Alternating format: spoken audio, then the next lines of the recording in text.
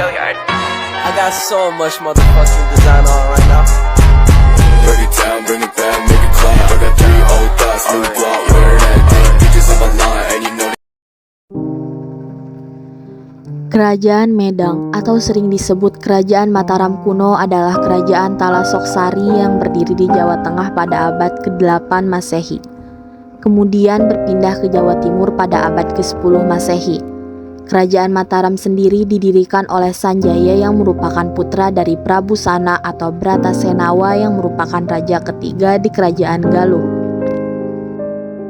Bagi yang nggak tahu Talasokrasi sendiri diambil dari bahasa Yunani Thalassa yang artinya laut dan Kratein yang artinya berkuasa. Maka Thalassakrein atau penguasa laut merajuk pada suatu negara yang memiliki lingkungan kekuasaan utama berupa lautan sebagai kemaharajaan bahari. Peta Kerajaan Mataram. Para ahli memperkirakan bahwa letak Kerajaan Mataram kuno berada di wilayah Medang dan Poh Pitu. Poh Pitu sendiri hingga sekarang belum jelas letak pastinya. Dalam beberapa catatan sejarah menjelaskan bahwa letak Mataram kuno ditandai dengan letaknya yang dikelilingi gunung, pegunungan, dan sungai-sungai. Para ahli sejarah memperkirakan bahwa wilayah Mataram kuno bagian utara berbatasan dengan Gunung Merapi, Merbabu, Sindoro, dan Sumbing, sedangkan di sisi barat terdapat pegunungan Serayu. Di sebelah timur terdapat Gunung Lawu dan selatan terdapat Lawu Selatan dan Pegunungan Seribu. Sungai yang dimaksud adalah Sungai Bogowonto, Progo, Opok, dan Bengawan Solo. Sedangkan Poh Pitu yang dimaksud kemungkinan adalah wilayah antara Kedu hingga sekitar Prambanan. Sejarah berdirinya Kerajaan Mataram kuno. Kerajaan Mataram kuno terbagi atas 2 periode, yaitu berpusat di Jawa Tengah pada abad ke-8 Masehi dan berpusat di Jawa Timur pada abad ke-9 sampai 10 Masehi. Terdapat 2 wangsa dinasti yang berkuasa di Mataram kuno Jawa Tengah, yaitu dinasti Sanjaya, Hindu, dan Sailendra, Buddha. Sedangkan di Jawa Timur diperintah oleh dinasti Isyana. Dinasti Sanjaya. Mataram kuno pertama kali didirikan oleh Raja Sanjaya yang bergelar Rakai Mataram Sang Ratu Sanjaya. Raja Sanjaya dikenal sebagai raja yang bijaksana, cakap, dan taat beragama.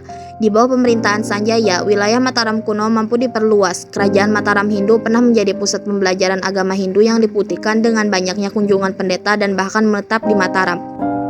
Raja Sanjaya wafat pada pertengahan abad ke-8 Masehi dan digantikan oleh Rakai Panangkaran putranya. Pasca wafatnya Rakai Panangkaran terjadi perpecahan di Mataram kuno yang membagi kerajaan Mataram kuno menjadi 2 bagian, yaitu Mataram kuno bercorak Hindu ada di Jawa Tengah bagian utara, sedangkan Mataram kuno bercorak Buddha ada di Jawa Tengah bagian selatan.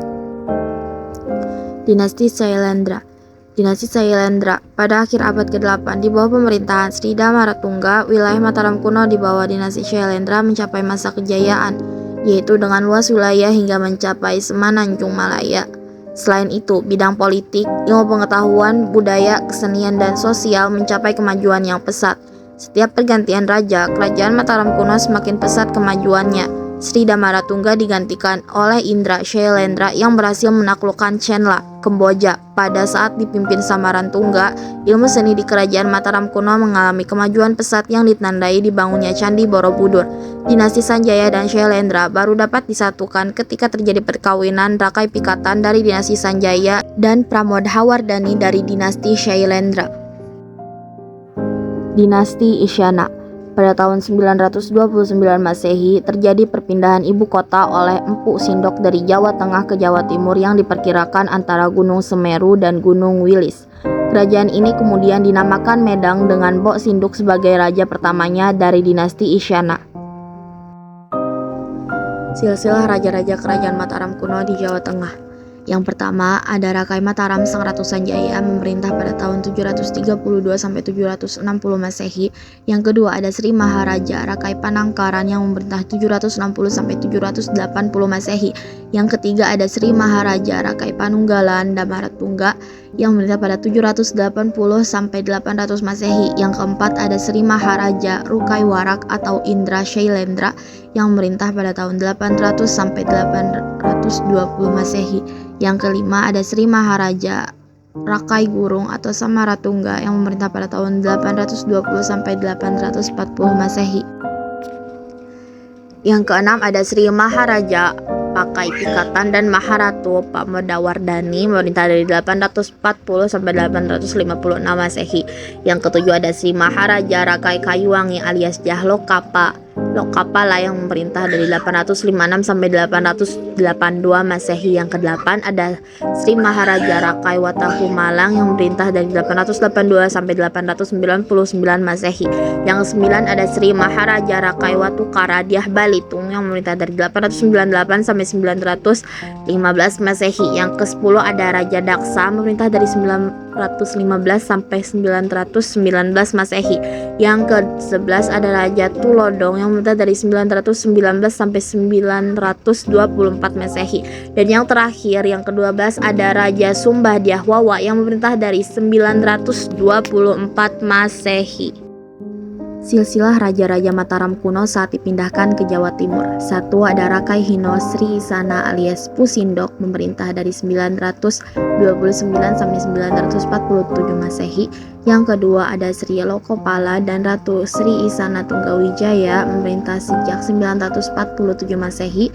Yang ketiga ada Makutawang Sawardana memerintah hingga 985 Masehi. Dan yang terakhir yang keempat Damar Wangsa Teguh memerintah dari 985 sampai 1007 Masehi. Peninggalan Mataram kuno.